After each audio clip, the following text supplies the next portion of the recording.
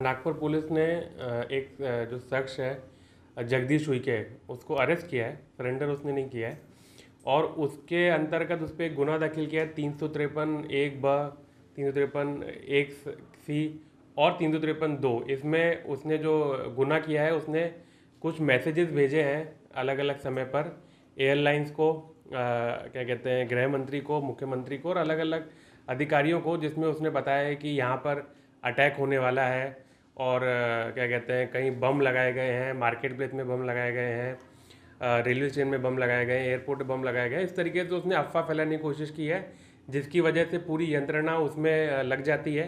और ऐसी जानकारी भी है कि उसने ये पहली बार नहीं किया, इससे पहले भी बहुत सारे ईमेल्स उसने किए हैं। इसलिए हमने उसको अरेस्ट किया, उस पर गुना दाखिल किया है और अभी आगे की तपास चालू है। वो कौन से जो इलेक्ट्रॉनिक डिवाइसेस इस्तेमाल कर रहा है और कौन से लैपटॉप इस्तेमाल कर रहा है और उसमें से सभी प्रकार के डॉक्यूमेंट्स हम लोग सीज कर रहे हैं। सर, ये कौन था, कहाँ का रहने वाला है, क्या मकसद है इसका, किस तरीके की बातें कर रहा था वो?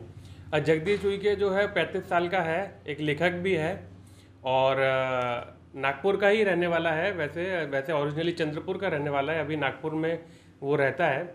और इसका जो अभी तक की तपास में उसका मकसद क्लियर नहीं हो पाया, लेकिन अभी तक की जो उसके कहने पे से मकसद समझ में आ रहा है कि वो केवल एक स्टंट करने के लिए। लेकिन जो इसके पीछे का जो सीरियसनेस है वो ये है कि जब इस प्रकार के ईमेल्स रेगुलर बेसिस पे आते हैं तो पूरी यंत्रणा उसमें बिजी हो जाती है, बहुत सारा उनका इकोनॉमिक लॉस भी होता है। और सही में अगर कुछ इस प्रकार का थ्रेट रहता है तो वो उसका जो नेचर है थोड़ा सा डोसाइल हो जाता है। उनको लगता है कि हो सकता है कि दोबारा से होक्स कॉल हो, तो ये इस प्रकार का उसका उद्देश्य है। क्या वजह थी कि वो डीसीएम देवेंद्र फडणवीस डीसीएम मिलने की बात करता था, कोई कोड बताना चाहता था, कोड है उसके पास जिसको वो बताना चाहता था? प्राथमिक पूछताछ में क्या बात सामने आई है? देखिए, कोड जो उसने बताया है वो उसने अपने मन से बनाया है। उसने एक मार्केट प्लेस के लिए M, बाजार के लिए B, इस तरीके से रेलवे स्टेशन के लिए R करके उसने कोड बनाया है। बेसिकली अभी तक जो उसका उद्देश्य समझ में आ रहा है वो यंत्रणा को, क्या कहते हैं, एक जगह डाइवर्ट करना, और जिस डाइवर्ट होने के बाद क्या कहते हैं कि सारा एनर्जी उसमें लग जाएगा और कभी अगर सही में थ्रेट होगा तो उस समय पर जो यंत्रणा वीक हो जाएगी और उसको जो अलर्टनेस है वो कम हो जाएगी। इस प्रकार का उसका उद्देश्य दिख रहा है। सर, नागपुर पुलिस कैसे उसको ट्रेस कर रही थी और किस तरह से उसे पकड़ा गया, और प्राथमिक तौर से पुलिस को क्या क्या उसके पास से मिला जिससे प्रूफ हो सके कि वो उसने ही थ्रेट किया था? नागपुर पुलिस उसको पकड़ने के लिए उसका लोकेशन ट्रेस कर रही थी उसके रिश्तेदारों के थ्रू, और जिस प्रकार की जो पुलिस की पद्धत रहती है उसके थ्रू हमने उसको अरेस्ट किया। प्राथमिक तौर पर उसका मोबाइल फ़ोन सीज हुआ है, जिसमें से साफ ये दिख रहा है कि उसके ही जीमेल से, मोबाइल फ़ोन में जो जीमेल है उससे ये मेल भेजा गया है। एक पुराना भी ईमेल अभी तक पाया गया है जो 4 दिन पहले, इससे पहले 4 दिन पहले जो अलग अलग एयरलाइंस को भेजा गया था। ये प्रकार के और कुछ गूगल ड्राइव पर डॉक्यूमेंट्स वगैरह पाए गए हैं जिसमें इस प्रकार के अलग अलग थ्रेट वाले डॉक्यूमेंट्स उसमें दिख रहे हैं।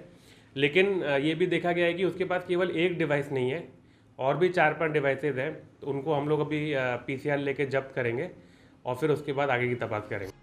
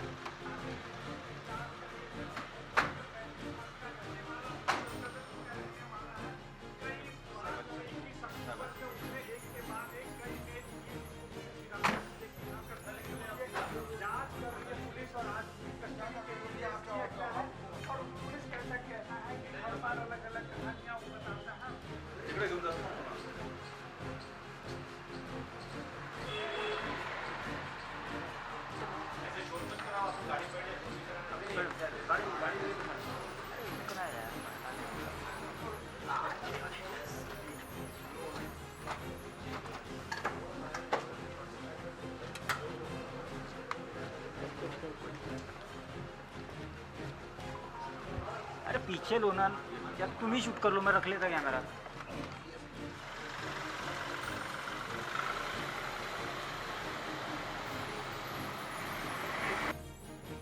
आप देख रहे हैं सौगंध टीवी, सौगंध वतन की।